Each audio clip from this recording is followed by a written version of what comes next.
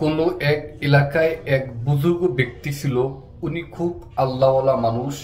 তো ওই এলাকায় বন্যা হওয়ার পূর্ব মুহূর্তে স্বেচ্ছাসেবকগণ বিপদ সংকেত হুঁশিয়ারি দিয়ে গেছে যে একটু পরেই বন্যা হবে। 10 নম্বর বিপদ সংকেত, আপনারা যার যার গন্তব্যস্থানে চলে যান।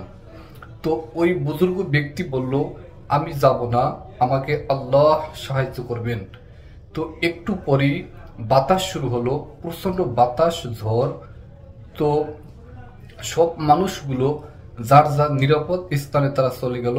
ওনাকে ডাকলো যে চাচা, আপনি চলেন আমাদের সাথে। উনি বলল, আমি যাব না, আল্লাহ আমাকে সাহায্য করবে।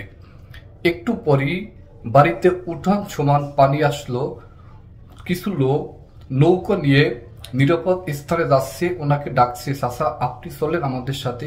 উনি বলতেছে, আমি যাব না, আল্লাহ আমাকে সাহায্য করবেন। এরকম করে করে একটু পরে কোমর সমান পানি আসছে।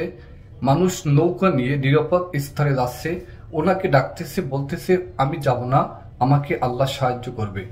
এরকম করে করে কিছুক্ষণ পরে তার টিনের চাল সমান পানি উঠে গেল। একটা লোক কলা গাছের ভেলা নিয়ে ভাসতে ভাসতে উনি যাচ্ছে। ওনাকে ডাকতেছে, চাচা আপনি চলেন আমার সাথে, আপনি তো একটু পরে মারা যাবেন। উনি বলতেছে, আমি যাব না, আল্লাহ আমাকে সাহায্য করবে। তো ওই লোকটা বলতেছে, চাচা আল্লাহ কাউকে সরাসরি এসে সাহায্য করে না, কারো না কারো মাধ্যমে আল্লাহ সাহায্য করে থাকেন। আপনি আমার সাথে চলেন, আমার সাহায্যটাও আল্লাহর পক্ষ থেকেই এসেছে।